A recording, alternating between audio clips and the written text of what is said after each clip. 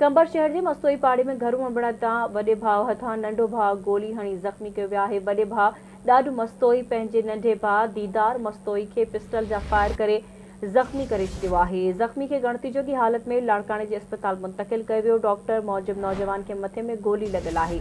अहम ख़बर अवां सां शेयर करे रहिया आहियूं। कंबर शहर के मस्तोई पाड़े में घरू अंबड़ तां वॾे भाउ हथां नंढो भाउ गोली हणी ज़ख़्मी कयो वियो आहे। वॾे भाउ मस्तोई पंहिंजे नंढे भाउ दीदार मस्तोई के पिस्टल जा फायर करे सख्त ज़ख़्मी करे छॾियो। ज़ख़्मी खे गणती जोगी हालत में लाड़काणे जे अस्पताल मुंतकिल कयो वियो। डॉक्टर मूजिब नौजवान के मथे में गोली लॻल आहे। अहम ख़बर अवां सां शेयर करे रहिया आहियूं। कंबर शहर जे मस्तोई पाड़े में घरू अंबड़ तां वॾे भाउ हथां नंढो भाउ गोली हणी ज़ख़्मी थी पियो आहे। वॾे भाउ ॾाढू मस्तोई पंहिंजे नंढे भाउ दीदार मस्तोई खे पिस्टल जा फायर करे सख्त ज़ख़्मी करे छॾियो आहे। ज़ख़्मी खे गणती जोगी हालत में लाड़काणे जे अस्पताल मुंतकिल कयो वियो आहे। डॉक्टर मूजिब नौजवान के मथे में गोली लॻल आहे। कंबर शहर जे मस्तोई पाड़े में घरू अंबड़ तां वॾे भाउ हथां नंढो भाउ गोली हणी आहे। वॾे भाउ ॾाढू मस्तोई पंहिंजे नंढे भाउ दीदार मस्तोई खे पिस्टल जा फायर करे सख्त ज़ख़्मी करे छॾियो आहे।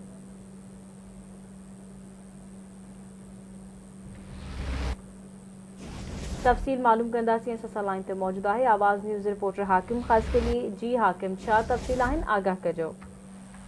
हाँ जी बिल्कुल। कंबर शहर के मस्तोई मारे में एक अफ़सोसनाक वाक़ियो पेश आयो है जिते पंहिंजे वॾे भाउ जेको आहे ॾाढू मस्तोई पंहिंजे नंढे भाउ दीदार मस्तोईअ खे जेको आहे त पिस्टल जा फायर करे घरू अणबड़ तां जेके आहे गोलियूं हणी शदीद ज़ख़्मी करे छॾियो आहे, जंहिंखे बर वक़्तु इलाज लाइ जेके आहिनि महले वासियुनि जेको कंबर जे DHQ अस्पताल आंदो जिते मरीज़ जी जेकी आहे उहा गणती जोगी हालत हुजण जे करे जेको डॉक्टरनि जो चवणु हुयो त हुनखे मथे में जेकी गोलियूं लॻल आहे ऐं कुझु जेको हुनखे सीने में गोली लॻल आहे, हुनजे करे हू शदीद ज़ख़्मी आहे। हुनखे जेको आहे गणती जोगी हालत में लाड़काना अस्पताल जेको मुंतकिल कयो वियो आहे। जेको हिन वक़्तु जेको लाड़काना जे ट्रामा सेंटर में जेको आहे उहो बेहोशी वारी हालत में जेको पियल आहे ऐं इन पुलिस जेकी आहे त जेकी हिन वक़्तु ताईं कंहिं जवाबदार जेको आहे उहो फ़रार थी वियो आहे। इन पुलिस हुनखे गिरफ़्तार करे सघी आहे, न को हिन वक़्तु ताईं को केस दाख़िल थी सघियो आहे। जी ठीकु आहे हाकिम, अवां जी महिरबानी अपडेट करण लाइ।